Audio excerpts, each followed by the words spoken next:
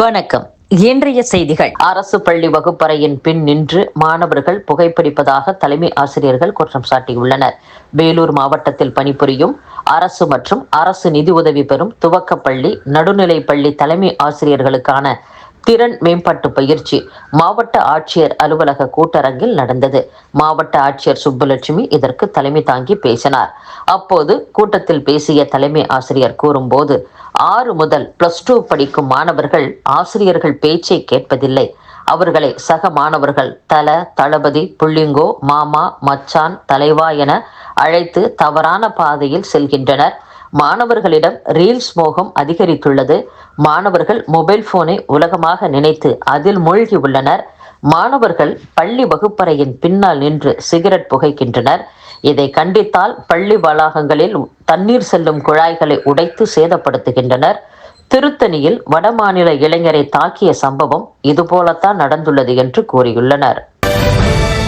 ராமன் யார், ராவணன் யார் என தெரியாமலே காஞ்சி சங்கர மடத்தை அழித்து ராவண கோட்டம் அமைக்கப்படும் என அறிவித்துள்ள மே 17 இயக்கத்தைச் சேர்ந்த திருமுருகன் காந்தியை குண்டர் சட்டத்தின் கீழ் சிறையில் அடைக்க வேண்டும் என்று வேத விஞ்ஞான ஆராய்ச்சி மைய நிறுவனர் பாலகௌதமன் வலியுறுத்தியுள்ளார்.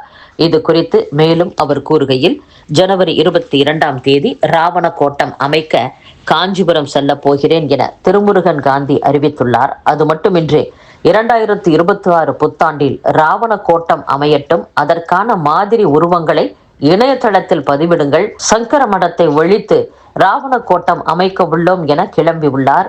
இதேபோல் வேறு ஒரு அமைப்பும் அறிவித்தது. ஆனால் எந்த போராட்டமும் நடத்தவில்லை. நமக்குள் உள்ள கேள்வி ராவணன் யார் என்பதுதான். இது குறித்த அடிப்படை கூட தெரியாமல் பேசுகின்றனர். ராவணன் யார் என்றால் விஸ்வரஸ் ரிஷிக்கும் கைகசிக்கும் பிறந்தவர். விஸ்வரஸ் ரிஷி என்பவர் பிராமண மகரிஷி. அவர் உத்தரப்பிரதேசத்தில் பிறந்தார். அங்கு அவர் வாழ்ந்ததாக புராணங்கள் கூறுகின்றன. கைசிகி யார் என்றால் காசியப்ப முனிவர் மனைவி திதியின் வம்சத்தில் வந்தவர். இவர்கள் தமிழர்கள் அல்ல, உத்தரப்பிரதேசத்தைச் சேர்ந்தவர். ஆனால் திருமுருகன் காந்தி போன்றவர்களுக்கு எப்படி பெரும்பாட்டன் ஆனார் என தெரியவில்லை. இது தமிழ் உணர்வை வைத்து அரசியல் செய்யக்கூடிய கீழ்த்தரமான கூட்டம்.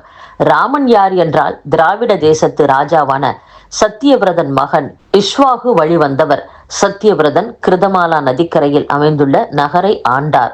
இது வைகையின் கிளை நதி. முதலில் ராமன் யார், ராவணன் யார் என்ற அடிப்படை கூட தெரியாமலேயே ராவண கோட்டம் அமைக்க கிளம்பி உள்ளனர். இந்து மதத்தை அழிக்க வேண்டும் என்பதுதான் இவர்களின் நோக்கம். மக்கள் ராமனை கும்பிடுகின்றனர். அதனால் இவர்கள் ராவணனை கையில் எடுத்துள்ளனர். திருமுருகன் காந்தி உருவாக்கியுள்ள அமைப்பின் பெயர் மே 17 இயக்கம். மே 17 தான் கருணாநிதி ஆட்சியில் இருந்த போது அவருடைய ஒத்துழைப்பில் கொத்து கொத்தாக இலங்கையில் தமிழர்கள் கொல்லப்பட்டனர் என்றும் பாலகௌதமன் கூறியுள்ளார். சட்டப்பேரவை தேர்தலில் திமுகவிடம் கூடுதல் தொகுதிகள் கேட்போம், ஆனால் ஆட்சியில் பங்கு கேட்க மாட்டோம் என்று இந்திய கம்யூனிஸ்ட் கட்சியின் மாநில செயலர் மு. வீரபாண்டியன் தெரிவித்துள்ளார். 100 ஆண்டுகளை கடந்த இந்திய கம்யூனிஸ்ட் கட்சிக்கு சட்டப்பேரவை தேர்தலில் கூடுதல் இடங்களை கேட்பதற்கு தார்மீக உரிமை உண்டு. பேரவை தேர்தலில் கூடுதல் தொகுதிகளை கேட்போம், ஆனால் ஆட்சி அதிகாரத்தில் பங்கு கேட்க மாட்டோம். தமிழக அரசு அறிவித்துள்ள ஓய்வூதிய திட்டம் ஏற்கனவே இருந்த திட்டத்தை விட பரவாயில்லை. எனினும் இன்னும் அது தொடர்பான கோரிக்கைகளை முழுமையாக தீர்க்க முதலமைச்சர் கவனம் செலுத்த வேண்டும். பொங்கல் தொகுப்பில் மஞ்சள் சேர்த்து வழங்குவது குறித்து அரசு பரிசீலிக்க வேண்டும் என்றும் கூறியுள்ளார். திருப்பரங்குன்றம் மலையில் தீபம் ஏற்றுவது தொடர்பான விவகாரத்தில் தமிழக அரசு தோல்வியடைந்துள்ளது என்று தமிழக பாஜக தலைவர் நயினார் நாகேந்திரன் கூறியுள்ளார். 100 நாள் வேலை திட்டத்தை மத்திய அரசு நிறுத்திவிட்டது என தமிழக காங்கிரஸ் உள்ளிட்ட கட்சியினர் சில வாரங்களாக மக்களிடையே தவறான தகவலை பரப்பி வருகின்றனர். ஆனால் மத்திய அரசு இந்த திட்டத்தை 125 நாட்களாக உயர்த்தி உள்ளதுடன் 15 நாட்களுக்கு ஒருமுறை ஊதியம் என்பதை மாற்றி வாரம் ஒருமுறை ஊதியம் வழங்க உத்தரவிட்டுள்ளது என்றும், திருப்பரங்குன்றம் தீபத்தூண் விவகாரத்தில் உயர்நீதிமன்றத்தின் தீர்ப்பு வரவேற்கத்தக்கது. உயர்நீதிமன்றம் முதலில் பிறப்பித்த உத்தரவை அப்படியே செயல்படுத்தி இருந்தால் எந்த பிரச்சனையும் வந்திருக்காது.